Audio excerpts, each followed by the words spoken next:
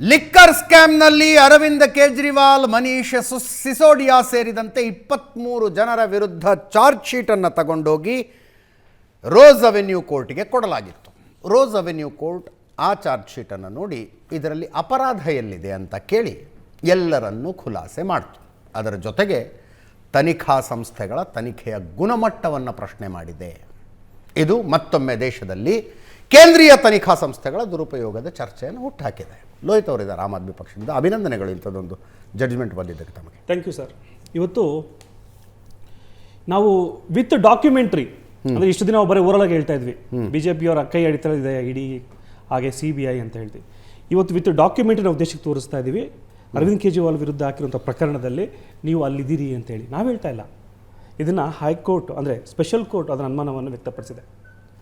ಈಗ ಈ ರೀತಿಯಾಗಿ ಹಗರಣವನ್ನು ತುಂಬಕ್ಕೆ ಕಾರಣ ಏನು? ನಮ್ಮ ಸಿದ್ಧಾಂತವೇ ಭ್ರಷ್ಟಾಚಾರ ಇಲ್ಲದಾಗಿ ನಾವು ಸರ್ಕಾರ ಮಾಡ್ತೀವಿ ಅಂತ ವೇಗವಾಗಿ ಬರ್ತೀವಿ. ಅಂಥ ಒಂದು ಸುಳ್ಳು ಕೇಸನ್ನು ನಮ್ಮ ಮೇಲೆ ಮಸಿ ಬಳಿತೀರಲ್ಲ, ಅವತ್ತು ಜೈಲಿಗೆ ಹಾಕ್ತೀರಿ, ಚುನಾವಣೆ ಬಂದಾಗ ಜೈಲಿಂದ ಬಿಡಲ್ಲ, ಒಳಗಡೆ ಕೊಲೆ ಮಾಡೋ ಯತ್ನ ಮಾಡ್ತೀರಿ, ಯಾವುದೇ ಟ್ರೀಟ್ಮೆಂಟ್ಸ್ಗಳನ್ನ ಸರಿಯಾಗಿ ಕೊಡಲ್ಲ, ಚುನಾವಣೆ ಇದ್ದಾಗ 2 ತಿಂಗಳು ಆಚೆ ಬರ್ತೀರಾ, ಸೋಲಿಸ್ತೀರಿ, ಅವಮಾನ ಮಾಡ್ತೀರಿ. ಆದರೆ ಇವತ್ತು ಒಂದು ಮಾತಾಡ್ತಿಲ್ಲ, ನೀವು ಎವಿಡೆನ್ಸ್ ಟೆಕ್ನಿಕಲ್ ಆಗಿ ಮೇಲೆ ನೋಡಬೇಕು ಅಂತ. ನಿಮಗೆ 2022ರಿಂದ 26ವರೆಗೂ ಎವಿಡೆನ್ಸ್, ಟೆಕ್ನಿಕಲ್ ಎವಿಡೆನ್ಸ್ನ ಕೊಡೋಕ್ಕಾಗಿಲ್ಲ ಅಂದರೆ ಕೇಸ್ ಯಾಕೆ ಹಾಕಬೇಕಾಗಿತ್ತು? ಅಂದರೆ ಎಲ್ಲ ನ್ಯಾಯಾಲಯದಲ್ಲೂ ಬೇಲ್ ಆರ್ಗ್ಯುಮೆಂಟ್ ಆಗಬೇಕಂದಾಗಲೂ ಅಷ್ಟೇ, ಡಿಸ್ಚಾರ್ಜ್ ಅಪ್ಲಿಕೇಶನ್ ಆರ್ಗ್ಯುಮೆಂಟ್ ಆಗಬೇಕು ಅಂದಾಗಲೂ ಅಷ್ಟೇ, CBI ಕೇವಲ ಡ್ರ್ಯಾಗ್ ಮಾಡ್ತಾ ಇತ್ತು. ನಾವು ನಾಳೆ ಕೊಡ್ತೀವಿ, ಮುಂದಿನ ತಿಂಗಳು ಕೊಡ್ತೀವಿ, ಎವಿಡೆನ್ಸ್ ಸಿಕ್ಕಿಲ್ಲ, ಎವಿಡೆನ್ಸ್ ನಾಶ ಆಗೋಗಿದೆ, ರಿಕವರಿ ಆಗ್ತಿಲ್ಲ. ಇಂಡಿಪೆಂಡೆಂಟ್ ಏಜೆನ್ಸಿ ಸ್ವಾಮಿ ಇದು, ನಿನ್ನ ಕೈಯಲ್ಲಿ ರಿಕವರಿ ಆಗ್ತಿಲ್ಲ ಅಂದರೆ ದೇಶದಲ್ಲಿ ಯಾರ ಕೈಯಲ್ಲಿ ರಿಕವರಿ ಆಗುತ್ತೆ? Still you drag it for 5 years. ಬಿಟ್ಟಿದ್ರೆ 10 ವರ್ಷನೂ ನೀವು ಡ್ರ್ಯಾಗ್ ಮಾಡ್ತಾ ಇದ್ರಿ. ಮೇಲಾಗಿ ಬೇರೆ ಬೇರೆ ಹಗರಣಗಳನ್ನು ಕೂಡ ಹಾಕಕ್ಕೆ ಪ್ರಯತ್ನ ಪಡ್ತಿದ್ರಿ. ಆಮ್ ಆದ್ಮಿಯ ಅಲ್ಲಿ ಇರುವಂಥ ನಾನೊಬ್ಬ ಕಾರ್ಯಕರ್ತನಾಗಿ ನಾನು ಹೇಳ್ತೀನಿ, ಒಬ್ಬೊಬ್ಬರನ್ನು ಕೂಡ ತಾವು ಕಿಡ್ನಾಪ್ ಮಾಡಿದ್ರೆ ಎದುರಿಸಿ. ಆದರೆ ಯಾರೂ ಕೂಡ ಎಷ್ಟು ಜನ ಇವತ್ತಿದ್ದಾರೋ ಎಲ್ಲರಿಗೂ ಕೂಡ ನೀವು ಆಫರ್ ಮಾಡ್ತೀರಿ, ಬನ್ನಿ ಇಲ್ಲಿ ಬನ್ನಿ, ಅದು ಮುಚ್ಚೋಗುತ್ತೆ, ಪಕ್ಷವನ್ನೇ ನಾವು ನಿರ್ನಾಮ ಮಾಡಿಬಿಡ್ತೀವಿ, ಅರವಿಂದ್ ಕೇಜ್ರಿವಾಲ್ ಒಬ್ಬ ಕಳ್ಳ ಅಂತೇಳಿ. ಇವತ್ತು ದೇಶದಲ್ಲಿ ಬರೇ ಕಾರ್ಯಕರ್ತರು ನಾವು ಅಂದರೆ ಬೆಳಗ್ಗೆ ಎದ್ರೆ ಅರವಿಂದ್ ಕೇಜ್ರಿವಾಲ್ ಅವ್ರನ್ನ ನೋಡುವಂಥದ್ದು, ಅವ್ರನ್ನ ಹಿಂಬಾಲ್ಕೊಂಡು ಹೋಗುವಂಥದ್ದು, ಅವ್ರನ್ನ ನೋಡುವಂಥದ್ದು. ಬೇರೆ ಜನನೂ ಕೂಡ ಅವ್ರನ್ನ ನೋಡಿ ಕಣ್ಣಲ್ಲಿ ನೀರಾಕಿದಾಗ ನಮ್ಮ ಪಕ್ಷದ ಕಾರ್ಯಕರ್ತರು ನಮಗೇನು ದಿಕ್ಕೇ ಇಲ್ಲ ಅಂತ ಹೇಳಿದ್ರೆ ನಮ್ಮ ಕತೆ ಏನಾಗಿರ್ಬೋದು? ಇವತ್ತು ನಾವು ಕೂಡ ಎಮೋಷನಲ್ ಆಗಿದ್ದೀವಿ ಸರ್. ಬಟ್ ನೀವು ಕೆಲವು ಪ್ರಶ್ನೆಗಳಿಗೆ ಉತ್ತರ ಕೊಡಬೇಕಾಗುತ್ತೆ. ಎಸ್, ಇವತ್ತು ಅರವಿಂದ್ ಕೇಜ್ರಿವಾಲ್ ಮತ್ತು ಮನೀಶ್ ಸಿಸೋಡಿಯಾ ಅಕ್ವಿಟ್ ಆಗಿದ್ದಾರೆ ಅಲ್ವಾ?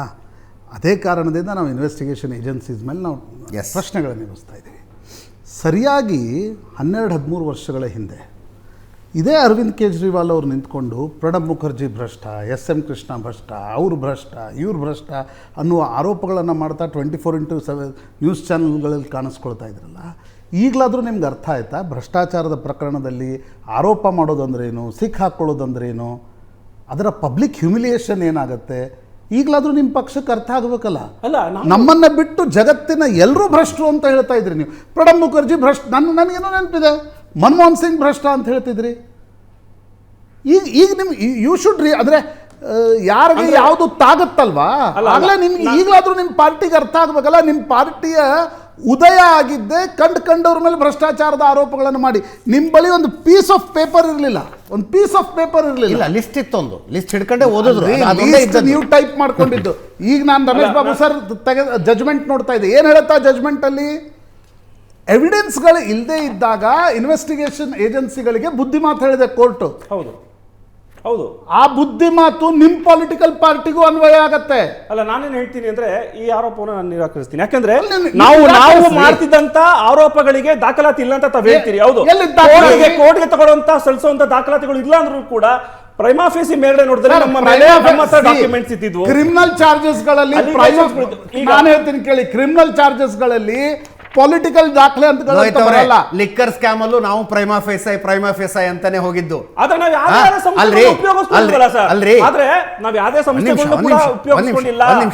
ಸುಳ್ಳು ಕೇಸನ್ನು ಹಾಕಿ ಅನ್ನೋ ಜೈಲು ಕಳಿಸಿಲ್ಲ ಅಂದ್ರೆ ಪಬ್ಲಿಕ್ ಹ್ಯುಮಿಲಿಯೇಷನ್ ಏನಾದ್ರು ಮಾಡಬಹುದು. ಪ್ರೆಸ್ ಮೀಟ್ ಅಲ್ಲಿ ಕೂತ್ಕೊಂಡು ಅಲ್ಲ, ಪಬ್ಲಿಕ್ ಹ್ಯುಮಿಲಿಯೇಷನ್ ಏನಾದ್ರು ಮಾಡಬಹುದು. ಈ ದೇಶದ ಭ್ರಷ್ಟ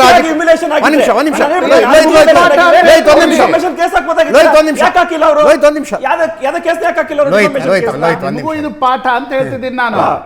ಕೋರ್ಟ್ಗಳು ಬರೀ ಇನ್ವೆಸ್ಟಿಗೇಷನ್ ಏಜೆನ್ಸಿಗಳಿಗೆ ಹೇಳ್ತಾ ಇಲ್ಲ. ನೀವು ಪೊಲಿಟಿಕಲ್ ಪಾರ್ಟಿ ಯಾವ ರೀತಿ ಹುಟ್ಟು ಹಾಕಿದ್ರಲ್ವಾ, ನನ್ನ ಕೇಜ್ರಿವಾಲ್ ಬಿಟ್ಟು ಪ್ರತಿಯೊಬ್ಬನು ಭ್ರಷ್ಟ ಈ ಜಗತ್ತಲ್ಲಿ ಅಂತ ಇವತ್ತಿನ ಕೋರ್ಟ್ ಜಡ್ಜ್ಮೆಂಟ್ ಇವತ್ತು ಕೇಜ್ರಿವಾಲ್ರನ್ನ ಏನು ಎತ್ತಿ ಹಿಡಿದಿದೆ. ಸಂತೋಷ, ಕೇಜ್ರಿವಾಲ್ ರಿಲೀಫ್ ಸಿಕ್ಕಿದ್ದಕ್ಕೆ ನಿಶ್ಚಿತವಾಗಿ ಇನ್ವೆಸ್ಟಿಗೇಷನ್ ಏಜೆನ್ಸಿಗಳಿಗೆ ಪ್ರಶ್ನೆ ಕೇಳ್ತಾ ಇದ್ದೀವಿ. ಅದರ ಜೊತೆಗೆ ಪೊಲಿಟಿಕಲ್ ಪಾರ್ಟಿಗಳು ಕೂಡ ಆರೋಪ ಮಾಡುವಾಗ ನಿಮ್ಮ ಬಳಿ ಸುಮ್ಮನೆ ಏನೋ ಟೈಪ್ ಮಾಡಿದ್ದಿದೆ ಅಂತ ಹೇಳಿ ಕಂಡವ್ರು ನೀವು ಹ್ಯುಮಿಲಿಯೇಷನ್ ಮಾಡ್ಲಿಕ್ಕೆ ಸಾಧ್ಯ ಇಲ್ಲ.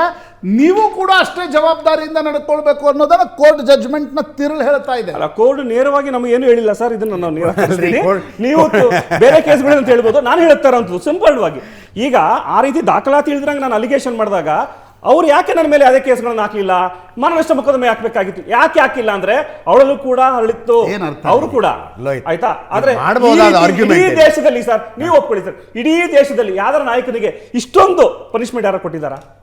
ಸುಳ್ಳು ಕೇಸ್ಗಳನ್ನ ಹಾಕಿ ಜೈಲನ್ನ ಕೂರಿಸಿ ಪಕ್ಷವನ್ನೇ ನಿರ್ನಾಮ ಮಾಡಿ, ಅದ್ರ ಬಗ್ಗೆ ಹೇಳಿ ಸರ್.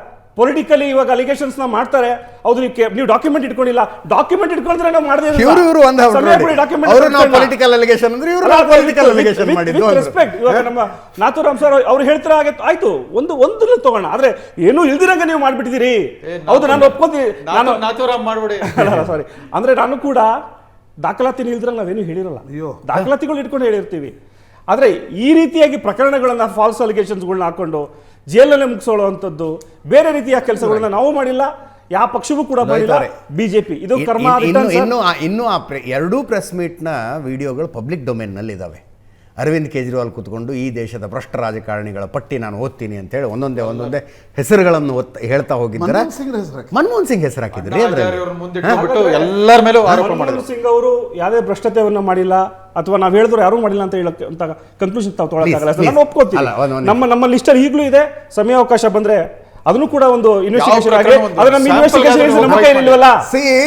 ನೀವು ಕೈ ಎತ್ತಿ ಹಿಡ್ಕೊಂಡು ನಿಂತ್ಕೊಂಡಿದ್ದು ಆಯ್ತ್ರಿ, ಆಮೇಲೆ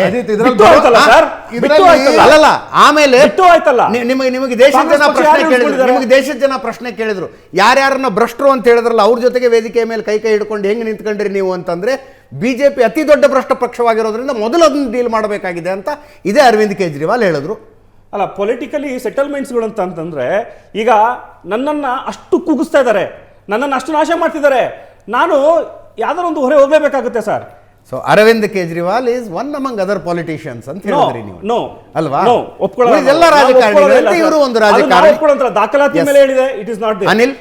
ಅನಿಲ್ ಏನ್ ಮಾಡ್ತಾ ಇದ್ದೀರಿ? ಇನ್ವೆಸ್ಟಿಗೇಟಿಂಗ್ ಏಜೆನ್ಸಿಗಳನ್ನು ಇಟ್ಕೊಂಡು ನಿಮ್ಮ ರಾಜಕೀಯ ವಿರೋಧಿಗಳನ್ನು ಚುನಾವಣೆಗಳಲ್ಲಿ ಹಣಿಯೋದಕ್ಕೆ ಅಸ್ತ್ರವಾಗಿ ಬಳಸಿಕೊಳ್ತಾ ಇರೋದಲ್ವಾ ಇದನ್ನ? ಅದು ಬಿಟ್ಟರೆ ಇನ್ನೇನಾಗಿದೆ ಇಲ್ಲಿ? ತುಂಬ ಹೊತ್ತು ಕಾದಿದ್ದೀನಿ, 7:40 ಆಯಿತು, 40 ನಿಮಿಷ ಕಾದಿದ್ದೀನಿ. ತುಂಬ ಸ್ಪಷ್ಟವಾಗಿ ನಾನು ಇವತ್ತು ಒಂದು ವಿಷಯನ ಹೇಳ್ತೀನಿ. CBI ಮಾಡಿರೋದನ್ನು ವಹಿಸ್ಕೊಂಡು ಮಾತಾಡೋಕ್ಕೆ ನನಗೆ ಯಾವುದೇ ಆಸಕ್ತಿ ಇಲ್ಲ. ಆದರೆ ಪಾರ್ಟಿಯ ವಕ್ತಾರನಾಗಿ ನಾನೊಂದಿಷ್ಟು ವಿಷಯಗಳನ್ನು ತುಂಬ ಸ್ಪಷ್ಟವಾಗಿ ಹೇಳಲಿಕ್ಕೆ ಇಷ್ಟಪಡ್ತೀನಿ. ಮೊದಲನೇದಾಗಿ ಪ್ರಕಾಶ್ ಸರ್ಗೆ ಅದರದ ಮಾಹಿತಿ ಇಲ್ಲ. ಕಾಂಗ್ರೆಸ್ಸಿನ ದೆಹಲಿಯ ಮಾಜಿ ಕಾಂಗ್ರೆಸ್ ಅಧ್ಯಕ್ಷರು ಇದ್ರ ಬಗ್ಗೆ ಕಾಂಗ್ರೆಸ್ಸಿನ ಕಂಪ್ಲೇಂಟನ್ನು ಮೊದಲು ಕೊಟ್ಟಿದ್ದಾರೆ. ಫಸ್ಟ್ ಕಂಪ್ಲೇಂಟ್ ಕೊಟ್ಟಿರುವಂಥದ್ದು ಅವರೇ, ಅದನ್ನು ಪ್ರಾರಂಭ ಮಾಡಿದ್ದು ಅಂತ ಅವರೇ ಹೇಳಿದ್ದಾರೆ. ಅನೇಕ ಪ್ರೆಸ್ ಕಾನ್ಫರೆನ್ಸ್ಗಳಲ್ಲಿ ಭ್ರಷ್ಟ ಅರವಿಂದ್ ಕೇಜ್ರಿವಾಲ್ ಅಂತ ಹೇಳಿ ಕರೆದಿರುವಂಥ ವಿಡಿಯೋಗಳು ಅದು ಇದೇ ಕೇಸಲ್ಲಿ ತುಂಬ ಸ್ಪಷ್ಟವಾಗಿ ಅನೇಕ ಬಾರಿ ಮೆನ್ಷನ್ ಮಾಡಿರುವಂಥದ್ದಿದೆ. ಹೀಗಾಗಿ ಕಾಂಗ್ರೆಸ್ ಇದ್ರ ಬಗ್ಗೆ ಮಾತನಾಡುವಂಥ ಅವಶ್ಯಕತೆ ಅಂತೂ ಇಲ್ಲ. ಇನ್ನು ಆಮ್ ಆದ್ಮಿ ಪಾರ್ಟಿ ವಿಷಯಕ್ಕೆ ಬಂದರೆ, ಈ ಥರದ ಕೇಸ್ನಲ್ಲಿ 10 ಸಾಕ್ಷ್ಯಗಳು 10 ಪ್ರಶ್ನೆಗಳು ಇವತ್ತಿಗೂ ಇದೆ. ಎಲ್ಲವೂ ಕೋರ್ಟಿನ ಆಧಾರದ ಮೇಲೆಯೇ ನಡೆದಿರುವಂಥದ್ದು. ಬೇಲ್ ರಿಜೆಕ್ಷನ್ನಿಂದ ಹಿಡಿದು ಜೈಲಿಗೆ ಹೋಗುವವರೆಗೂ ಎಲ್ಲವೂ ಕೋರ್ಟು ತುಂಬ ಜಡ್ಜ್ಮೆಂಟ್ ಏನು ಹೇಳುತ್ತೆ? ಭ್ರಷ್ಟಾಚಾರದ ಪ್ರಕರಣದಲ್ಲಿ ಏನು ಹೇಳುತ್ತೆ? ಪ್ರೈಮಾ ಫೇಸೆ ಎವಿಡೆನ್ಸ್ ಇಲ್ಲ ಅಂತಕ್ಕಂಥ. ಬೇಲ್ ಯಾಕೆ ರಿಜೆಕ್ಟ್ ಆಗಿದ್ವು, ಮತ್ತೆ ರಿಜೆಕ್ಟ್ ಯಾಕೆ ಅಂತ ಹೇಳಿದ್ರೆ ನಾವು ತನಿಖೆ ಮಾಡಬೇಕು. 2023ರಲ್ಲಿ 2024ರಲ್ಲಿ 2 ಬಾರಿ ಮತ್ತೆ ಹೈಕೋರ್ಟ್ ಮತ್ತು ಸುಪ್ರೀಂ ಕೋರ್ಟ್ಗೆ ನ್ಯಾಯಾಲಯಗಳ ಇನ್ವೆಸ್ಟಿಗೇಷನ್ ಏಜೆನ್ಸಿಗಳ ಮಾತು ಕೇಳ್ತವೆ. ಗಂಭೀರವಾದ ಆರೋಪಗಳಿದೆ, ಅಲ್ಲಿ ಬೇರೆ ಬೇರೆ ಸಮಸ್ಯೆಗಳಾಗಿದೆ, ಅಲ್ಲಿ ಒಂದಿಷ್ಟು ಫೈನಾನ್ಷಿಯಲ್ ಎಕ್ಸ್ಚೇಂಜ್ಗಳು ನಡೆದಿದೆ. ಆ ಕಾರಣಕ್ಕೋಸ್ಕರ ಬೇಲನ್ನು ರಿಜೆಕ್ಟ್ ಮಾಡಲಾಗಿತ್ತು ಅನೇಕ ಬಾರಿ. ಅಂದರೆ ಟೆಕ್ನಿಕಲ್ ಇದರಲ್ಲಿ ಬಹಳಷ್ಟು ವಿಷಯಗಳು ತುಂಬಾ ಸ್ಪಷ್ಟವಾಗಿರೋದ್ರಿಂದ ಈ ಕೋರ್ಟ್ ಅಲ್ಲಿ ಆಗಿರುವಂತದ್ದು ನಾಳೆ CBI ಬೇರೆ ಕೋರ್ಟಿಗೆ ಹೋಗ್ಬೋದು, ಅಲ್ಲಿ ಬಟ್ ಬೇರೆ ಅನಿಲ್ ಚಳಗೇರಿ decision ಅವರೇ, ಬರ್ಬೋದು. ಈ ರೀತಿಯ ಆದ್ರೆ- ಸುಳ್ಳು ಆದ್ರೆ ಪ್ರಕರಣಗಳನ್ನ ದಾಖಲಿಸೋದ್ರಿಂದ ಇಲ್ಲ. ಹೌದ್ರಿ, ಈಗ ನೋಡಿ, ಅದೇ ನಾನು trial court ನ judgment ಅನ್ನ ನಂಬ್ತೀರಾ? ನಿಮ್ಮ ಮಾತನ್ನ ನಂಬ್ತೀರಾ? ಅದನ್ನ ಹೇಳ್ತಾ ಇಲ್ಲ. ಒಂದು ಕೋರ್ಟ್ ಹೇಳಿದ್ದನ್ನ ಹೌದಪ್ಪ. ಹೈಯರ್ ಕೋರ್ಟ್ ರಿಜೆಕ್ಟ್ ಮಾಡಿರೋ higher court ಮಾಡ್ಲಿ, ಅವಾಗ ಮಾತಾಡೋಣ. ಉದಾಹರಣೆಗಳಿಲ್ವಾ? ಅವಾಗ ಮಾತಾಡೋಣ. ಉದಾಹರಣೆಗಳಿಲ್ವಾ? ಅವಾಗ ಮಾತಾಡೋಣ. ಅಲ್ಲ, ನಾನು ಕೇಳ್ತಾ ಅಲ್ಲಿ ಇರೋದು- ಇವತ್ತಿನ ಬೆಳವಣಿಗೆ ಬಗ್ಗೆ ಇವತ್ತು debate ಮಾಡ್ತಾ ಇದ್ದೀವಿ. ನಾನು ಇವತ್ತಿನ ಬೆಳವಣಿಗೆ ಕ್ಲೀನ್ ಚಿಟ್ ಇದರ ಒಟ್ಟು ಅರ್ಥ ಏನು ಅನಿಲ್ ಅವರೇ? ಟ್ರಯಲ್ ಕೋರ್ಟ್ ಇವತ್ತಿನ ಒಟ್ಟಾರೆ ಜಜ್ಮೆಂಟ್ನ ಒಟ್ಟು ಅರ್ಥ ಏನು? ನೀವು ರಾಜಕೀಯ ಕಾರಣಗಳಿಗೋಸ್ಕರ ಪ್ರಕರಣವನ್ನ ಮುಂದಕ್ಕೆ ಎಳೆದುಕೊಂಡು ಹೋಗಿ ಅವರನ್ನ ಜೈಲ್ನಲ್ಲಿಟ್ಟು ಅದರ ರಾಜಕೀಯ ಲಾಭವನ್ನ ದಿಲ್ಲಿಯಲ್ಲಿ ಪಡೆದ್ರಿ. ಸುಪ್ರೀಂ ಕೋರ್ಟ್ ಅಬ್ಸರ್ವೇಷನ್ ಗಳು ಏನ್ ಹೇಳುತ್ತೆ ಬರ್ಲಿ ಅದನ್ನ ಅವಾಗ. ನಾನು ಇವತ್ತಿಂದ ಹೇಳ್ತಾ ಇಲ್ಲ ಸರ್. ನೋಡಿ ಒಂದ್ ನಿಮಿಷ ನೀವು ಕೇಳಿರೋ ನಾನು ಹೇಳ ಇವತ್ತಿನ judgement holds true in everything. ನಾನ್ ಕೇಳ್ತಾ ಇರೋದು ಹಿಂದೆ ಬೇಲ್ ಅಪ್ಲಿಕೇಶನ್ ಈಗ ಅನೇಕರು ಸಿದ್ದರಾಮಯ್ಯನವರ ಪ್ರಕರಣದಲ್ಲಿ ಪ್ರಶಾಂತ್ ನಾನು ಅಲ್ಲಿಗೆ ಬರ್ತೀನಿ. ಹಿಂದಿನ ಬಾರಿ ಅರವಿಂದ್ ಕೇಜ್ರಿವಾಲ್ ಹೋಗಿ ಹೈಕೋರ್ಟ್ ಮತ್ತು ಸುಪ್ರೀಂ ಕೋರ್ಟ್ ಎರಡೂ ಕೋರ್ಟ್ಗಳಲ್ಲಿ ಹೇಳಿದೆ ಅಲ್ಲಿ ಸಮಸ್ಯೆ ಇದೆ, ಹೀಗಾಗಿ ನಾವು ನಿಮ್ಗೆ ಬೇಲ್ ಕೊಡ್ಲಿಕ್ಕೆ ಆಗೋದಿಲ್ಲ, ಸೀರಿಯಸ್ ಆದ ಆರೋಪಗಳಿದೆ ಅಂತ ಯಾವುದೋ ಒಬ್ಬ ಆರೋಪಿಯ ಮೇಲೆ ಜಾಮೀನು ಯಾವುದೋ ಒಬ್ಬ ಆರೋಪಿಯ ಜಾಮೀನು ನಿರಾಕರಿಸಲ್ಪಡ್ತು ಅನ್ನೋ ಕಾರಣಕ್ಕೆ ಆರೋಪ ಪ್ರೂವ್ ಆಯ್ತು ಅಂತಲ್ಲ ನಾನು ಸರ್. ಹೇಳಿಲ್ಲ. ಆರೋಪ ಪ್ರೂವ್ ಆಯ್ತು ಅಂತಲ್ಲ. ಇವತ್ತು ಅದು ಹೇಳ್ತಾ ಇದ್ದೀನಿ. ನಿಮ್ಮ ಇವತ್ತು ವಾದ ಅವ್ರ ವಾದ ಎರಡು ಒಂದೇ ತರ ಅನ್ಸುತ್ತೆ. ಒಂದ್ ವಿಷಯ. ಡಿಫಾಮೇಶನ್ ಕೇಸ್ ಹಾಕಿಲ್ಲ ಅಂದ್ರೆ ನಿಜ ಭ್ರಷ್ಟರು ಅಂದಂಗ ಅದು. ಅಲ್ಲಲ್ಲ ಎರಡು ಒಂದೇ ತರದ ವಾದಗಳು ಇವೆಲ್ಲ. ಡಿಫಾಮೇಶನ್ ಕೇಸ್ಗಳಲ್ಲಿ ಆಮೇಲೆ ಇದು ಅರವಿಂದ್ standalone ಕೇಜ್ರಿವಾಲ್ case ಅಲ್ಲ. 5 ಬಾರಿ ಕೋರ್ಟಿಗೆ ಹೋಗಿ ಸಾರಿ ಕೇಳಿದ್ದಾರೆ. ಅನಿಲ್. ಪಿ ಚಿದಂಬರಂ ಸಾರಿ ಕೇಳಿದ್ದಾರೆ, ರಾಹುಲ್ ಗಾಂಧಿ ವಿಷಯದಲ್ಲಿ ಸಾರಿ ಕೇಳಿದ್ದಾರೆ, ಅನೇಕ ವಿಷಯಗಳಲ್ಲಿ ಬಿಜೆಪಿ ಸಾರಿ ಅಧಿಕಾರಕ್ಕೆ ಕೇಳಿದ್ದಾರೆ. ಬಂದ್ಮೇಲೆ ಇದು ಸ್ಟ್ಯಾಂಡ್ ಅಲೋನ್ ಕೇಸ್ ಅಲ್ಲ. ಅಹಮದ್ ಪಟೇಲ್ ರನ್ನ ಬಚಾವ್ ಮಾಡ್ಲಿಕ್ಕೆ DK ಶಿವಕುಮಾರ್ ಪೊಲಿಟಿಕಲಿ ಹೋಗಿದ್ರು. ಈಗ ನಾನು ಹೇಳ್ತಾ ಇರೋದು CBI ಹಾಕಿರುವಂತ ಕೇಸು ಕೋರ್ಟ್ಗಳ ಅಬ್ಸರ್ವೇಷನ್. ಕೇಸ್ ಯಾರು ಫಸ್ಟ್ ಟೈಮ್ ಫಾಲೋ ಮಾಡಿ ಬರ್ತಿದ್ದಾರೆ ಯಾರು ಗೊತ್ತಾ? ಸುಮ್ನೆ ಕೇಸ್ ಹಾಕ್ಬಿಡತ್ತಾ? ಇಡಿ ಸುಮ್ನೆ ಕಾಂಗ್ರೆಸ್ಸಿನ ಮಾಜಿ ದೆಹಲಿಯ ಅಧ್ಯಕ್ಷರು ಕೇಸನ್ನ ರಿಟರ್ನ್ ಆಗಿ ಕೊಟ್ಟಿರುವಂತದ್ದು. ಓ, ಇವತ್ತು ನಾನೇ ಮಾಡಿದ್ದು first ಗೆ. ನಾವೇ ಫಸ್ಟ್ ಎಕ್ಸ್ಪೋಸ್ ಮಾಡಿರೋದಂತ ಕಾಂಗ್ರೆಸ್ ಹೇಳಿದೆ. ನಿಮ್ದೇನು role ಇಲ್ವಾ ಇದ್ರಲ್ಲಿ? ನಾವು ಹೇಳಿದೀವಿ, ನಾವು ಅದನ್ನ ಹೇಳಿದೀವಿ. ಇವತ್ತು ಕೋರ್ಟ್ ಅಬ್ಸರ್ವ್ ಮಾಡಿದೆ. ನಾಳೆ CBI ಏನೇನು ಡಿಫೆಂಡ್ ಮಾಡಬೇಕು ಮಾಡುತ್ತೆ, ಹೈಯರ್ ಕೋರ್ಟಿಗೆ ಹೋಗ್ಬೇಕು ಅಂದ್ರೆ ಹೋಗುತ್ತೆ. ಇಲ್ಲೇ ಇದು ಫೈನಲ್ ಏನು ಅಲ್ವಲ್ಲ. ಇವತ್ತು ಅವ್ರು ಸೆಲೆಬ್ರೇಟ್ ಮಾಡಬಹುದು, ಅದ್ರಲ್ಲಿ ಒಂದು ಸ್ಕ್ಯಾಮ್ ನಡೆದಿರುವಂತದ್ದು ನಿಜ. ಒಬ್ಬ ವ್ಯಕ್ತಿಯ ರಾಜಕೀಯ ಜೀವನಕ್ಕೆ ಸಂಬಂಧಪಟ್ಟಿರ್ತಕ್ಕಂಥ ಪ್ರಕರಣ ಇದೆ. ಅದ್ಯಾಕೆ ಇವರಿಗೆ ಹೌದು. ಜೈಲ್ನಲ್ಲಿ ಕೇಸಲ್ಲಿ ಆಗ್ಲಿಲ್ವಾ? ಹೌದು. ಹಿಂದೆ ನರೇಂದ್ರ ಮೋದಿ ಅವ್ರ ಕೇಸಲ್ಲಿ ಆಗ್ಲಿಲ್ವಾ? ಅಮಿತ್ ಶಾ ಕೇಸಲ್ಲಿ ಆಗ್ಲಿಲ್ವಾ? ಎಲ್ಲಾ ಕೇಸಲ್ಲೂ ಕೋರ್ಟ್ಗಳು ಒಂದು ಡಿಸಿಷನ್ ತಗೊಳ್ತಾರೆ, ಕ್ಲೀನ್ ಚಿಟ್ ಕೊಡ್ತಲ್ಲ. ಅಮಿತ್ ಶಾ ಅವರ ಒಪ್ಕೊಂಡ್ಬಿಡ್ತಾರೆ ಆಮ್ ಆದ್ಮಿ ಪಾರ್ಟಿ ಅವರು, ಕಾಂಗ್ರೆಸ್ ಅವ್ರು ಒಪ್ಕೊಳ್ಬೇಕಾಗಿಲ್ರಿ. ಜನರ ಪ್ರತಿನಿಧಿಯಾಗಿ ನಾವು ಪ್ರಶ್ನೆ ಕೇಳ್ತಾ ಇದೀವಿ. ನಾನು political ಕಾಂಗ್ರೆಸ್ party ಆಮ್ ಆದ್ಮಿ ಹೇಳ್ತಾ ಪಕ್ಷಕ್ಕೆ ಆನ್ಸರಬಲ್ ಅಲ್ಲ. ಪೀಪಲ್ ಪೊಲಿಟಿಕಲ್ ಕ್ಲೀನ್ ಚಿಟ್ ಕೊಟ್ಟ ಮೇಲೂ ಇವತ್ತು ಭ್ರಷ್ಟರು ಅಂತ ಕರೆಯುವಂಥದ್ದನ್ನ ನಿಲ್ಲಿಸಿಲ್ಲ. ಆದರೆ ಇದರಲ್ಲಿ ಫೈನಲ್ ಡಿಸಿಷನ್ ಅಲ್ಲ. CBIಗೆ ಪೂರ್ಣ ಸ್ವಾತಂತ್ರ್ಯ ಇದೆ. ಹೈಯರ್ ಕೋರ್ಟಿಗೆ ಅದು ಹೋಗ್ಬೋದು, ಈ ಡಿಸಿಷನ್ ಬೇರೇನೂ ಆಗ್ಬೋದು. ಆದರೆ ಪ್ರೈಮಾ ಫೇಸಿಯಾಗಿ ಅಲ್ಲಿ ಹಗರಣ ನಡೆದಿರುವಂಥದ್ದು ನೂರಾರು ಉದಾಹರಣೆಗಳಿದೆ. ಅಲ್ಲಿರುವಂಥ ಪ್ರೂಫ್ಗಳನ್ನ ತೆಗೆದಿರುವಂಥ ಉದಾಹರಣೆಗಳು. ನೀವು ಹೇಳಿದ್ದನ್ನು ನಂಬೇಕಾ? ಕೋರ್ಟ್ ಹೇಳಿದ್ದನ್ನು ಅಷ್ಟು ವಾದದಲ್ಲಿ ಕೋರ್ಟ್ಗಳು ಹಿಂದೆ ಹೇಳಿದ್ದನ್ನು ನಂಬೇಕಲ್ವಾ? ಇವತ್ತೇನ್ ಕೋರ್ಟ್ ಹೇಳುತ್ತೆ ಪ್ರಕರಣದಲ್ಲಿ ನಂಬ್ತಿರೋ, ಹಿಂದೆ ಬೇಲ್ ಕೊಟ್ಟಿಲ್ಲ ಅನ್ನುವ ಕಾರಣಕ್ಕೋಸ್ಕರ ಬೇಲ್ ಕೊಟ್ಟಿಲ್ಲ. ಯಾವ ಕಾರಣ ಕೊಟ್ಟಿಲ್ಲ? ಅಲ್ಲಿ ಕೋರ್ಟ್ಗಳಲ್ಲಿ ಏನ್ ನಡೆಯುತ್ತೆ ನನ್ಗೆ ಗೊತ್ತಿದೆ. ಇನ್ವೆಸ್ಟಿಗೇಷನ್ ಅದು ಬೇರೆ, ಅದು ನಿಮ್ಮ ಮೇಲೆ ಬಿಟ್ಟಿರೋದು. ನಾನು ಕೋರ್ಟ್ ಹೇಳಿರೋದು ಪ್ರಕರಣದಲ್ಲಿ ತನಿಖೆ ನಡೆಯೋದು ಬಾಕಿ ಇದೆ ಅಂತ ತುಂಬಾ ಸ್ಪಷ್ಟವಾಗಿ ಅಜಿತ್ CBIಗೆ ಇವತ್ತು ಹೈಯರ್ ಕೋರ್ಟಿಗೆ ಅಪ್ರೋಚ್ ಮಾಡುವಂತ ಶಕ್ತಿ ಇದೆನೋ ಇಲ್ವೋ? ಎಷ್ಟೋ ಕೇಸ್ಗಳಲ್ಲಿ ಲೋವರ್ ಕೋರ್ಟ್ ಅಲ್ಲಿ ಆಗಿರುವಂತ ಯಾವುದೂ ಇಲ್ಲ. ಅನಿಲ್ ಚಳಗೇರಿ ಅವರೇ, ಪೊಲಿಟಿಕಲಿ ನಿಮ್ಮ ವಾದದಲ್ಲಿನ ಒಂದು ವಾಕ್ಯ ನನ್ನ ಕಿವಿಯಲ್ಲ ಗುಯ್ಗುಡ್ತಾನೇ ಇದೆ. CBIಗೆ ಸಂಪೂರ್ಣ ಸ್ವಾತಂತ್ರ್ಯ ಇದೆ, CBIಗೆ ಸಂಪೂರ್ಣ. ನಾನು ಇವಾಗಲೂ ಹೇಳ್ತೇನೆ, ಏನ್ ಡೌಟ್ ಇಲ್ಲ, ಇವಾಗಲೂ ಹೇಳ್ತೇನೆ. ನಾನು ಇವತ್ತು